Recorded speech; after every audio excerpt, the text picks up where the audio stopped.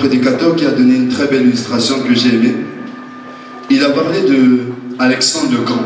Alexandre le Grand est connu pour un grand roi, un roi puissant, que le Seigneur qui a marqué l'histoire.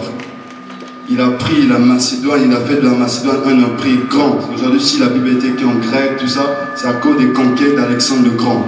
Vous avez en Égypte Alexandrie, il a donné à cette région son nom. Il a été un roi qui a marqué l'histoire. Et il semble que lorsqu'il allait en conquête, il était toujours devant.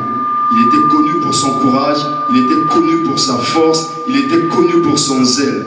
Et un jour, il semble que toutes les fois qu'une personne, quand on allait à la guerre, et le principe était qu'il fallait finir la guerre. Lorsqu'une personne commençait à fuir, on faisait le rapport chez Alexandre et vraiment il gérait le cas de ce dernier. Alors on emmenait un jeune, on dit mon roi Alexandre, regardez ce jeune, c'était un jeune de 17 ans. On a expliqué, pendant la guerre, il était devant au front, après il s'est enfui. Il est resté calme, il dit au jeune homme, comment tu t'appelles? Le jeune homme l'a dit, je m'appelle Alexandre. Il a souri, il était content, il s'est senti honoré. Il dit, est-ce que ce que j'ai entendu est vrai? Il dit oui, il est resté calme, il a crié. Est-ce que ce que j'ai entendu est vrai?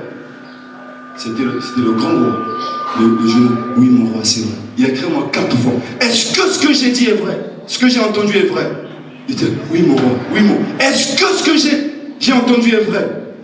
Il sent même qu'il a fait ses besoins. Il tremblait. Le roi l'a simplement dit.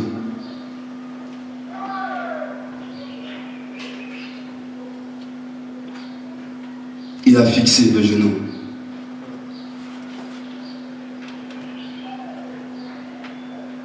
Soit tu restes ce que tu es, soit tu changes de nom.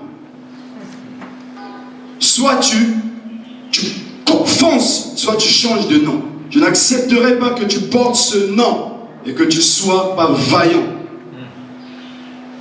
C'est la même chose qu'on peut se poser. Soit on accepte de porter le nom de chrétien, soit on n'accepte pas cela.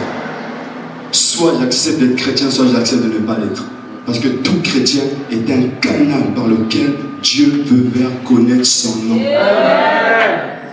Soit j'accepte ce nom, soit je n'accepte pas ce nom. Soit je refuse d'être appelé chrétien, soit j'accepte d'être appelé chrétien. Mais si j'accepte d'être appelé chrétien, il y a un défi qui est sur moi. Le nom de Dieu doit être glorifié, doit être connu au travers de moi.